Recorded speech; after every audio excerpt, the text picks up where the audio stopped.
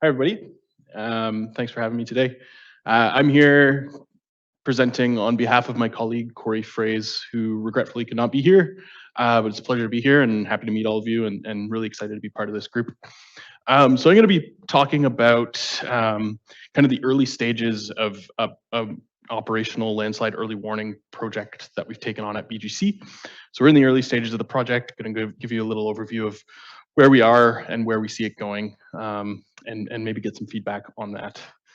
A little bit about BGC. We're an applied earth sciences consulting company, mostly based in North America, but have projects around the globe. We have quite a large geohazards group that spans multiple industries: mining, transportation, the community sector, and also the pipeline sector, which the pipeline sector in Canada is quite large and has been one of the main drivers of our geohazards program. So what this project is doing is, or the aim of this project is to leverage our position as a consultant and the access to data and information regarding ground movement that comes with that access, to learn about regional landslide early warning and develop regionally based thresholds that relate what we know about ground movement to climatic variables available through satellite derived data, time series data available through satellite. So BGC oversees many thousands of kilometers of pipelines in terms of geohazard management, and we have a geohazard management platform called Cambio where we store information about the site location characteristics, history, inspection history, and all kinds of metadata about geohazard sites along linear infrastructure. And for landslide sites, for many of them, we are also storing displacement data by means of LiDAR change detection, INSAR analysis, and in situ instrumentation such as slope inclinometers, slope accelerators, those sorts of things. And the idea is to use that information along with satellite-derived data to learn about the relationship between hydroclimate and observed movement in known landslide sites in order to develop regional landslide early warning thresholds. So in terms of what we're trying to achieve with this project, it's mostly being driven by client demand for a better understanding of landslide activity at the regional scale. So operators are looking to make decisions on the multi-year, up to decadal timescale and want to know everything they can about when and where they could expect increases in landslide activity. So like I just said, in order to respond to that need, we're looking to use our clients' data to develop these thresholds and learn more about regional landslide activity. So key questions that we're trying to answer. First and foremost, in the early stages of a project, it's really important to understand what the clients are asking for. So what timescales are they looking for, and what is the specific need? And then the second big question is this possible? Can we take displacement data from all these different sources, standardize it, and use it as an aggregate to kind of tell us something about regional scale displacement and ground movement? So from a consulting perspective, what does a regional landslide early warning system look like?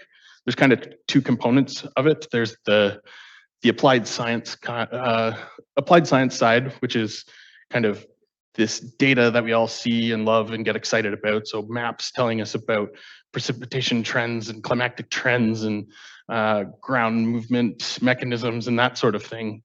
And then there's the client perspective, where really they want to know what it means to them and what they need to do about it. So are we experiencing normal conditions, or are we experiencing something that's elevated and something that might require some sort of action? And I should note that the image on the right side of the screen is borrowed from the Norwegian Water and Energy Resources Directorate. It's a great slide though, so we really like that one. So this is kind of a simple schematic of what we're envisioning. The first component, as I mentioned, is this landslide database where we store information about location, displacement history, ground conditions, geology, that sort of thing. And then there's these satellite-derived data cubes that give us all of these hydroclimate variables over time and space. And the ultimate goal of this project is to connect these two things in order to derive regional landslide early warning thresholds. So a little bit about what our database looks like. In the last few months, we've been spending a lot of time kind of developing the structure of the database and making sure it's useful and auditable and fully transparent. So storing information about how sites are monitored, what kind of monitoring technique is used, whether it's in situ ground-based monitoring or airborne monitoring, terrestrial LiDAR, that sort of thing. Also storing information about the time series, so when has it moved and by how much, and then the kind of landslide information, which is like what is the source material of the landslide, what kind of ground movement mechanism are we dealing with? Are we dealing with something that's more superficial or something that's more deep-seated? And then external factors such as human activity, seismicity, active erosion, groundwater considerations, or other factors that may influence the presence of a landslide hazard. So as we've been kind of conceptualizing this project and trying to land on potential data sources, we've really gone towards this ERA 5 satellite-derived hydroclimate data, which is time series data going back to 1950, which tells you gives you information about many hydroclimatic variables. We've really honed in on soil moisture, but there's many pieces of information you can draw from this data. So in concept, what we're looking at is the relationship between soil moisture and ground movement at sites that we monitor. So early stages, we've developed an internal tool for visualizing exactly that, displacement and its relationship to not only soil moisture, but temperature and precipitation over different time periods, and snow melt over different time periods. So this is kind of an early tool that's been developed to start looking at this data and understanding the trends that might exist and might be able to be harnessed in order to develop regional landslide early warning thresholds. And this is kind of ultimately where we are now, is kind of deriving maps and just presenting data and working with our clients to understand how that data can be useful. So the images here are from quarterly climate bulletins that we're issuing to several pipeline clients in the Western Canadian Sedimentary Basin. We're not at the point where we're comfortable enough to tell them what this explicitly means with regards to an increase or decrease in landslide activity, but we're presenting the data and having the conversations to understand what the clients see in this data and what kind of questions they'd like answered from it.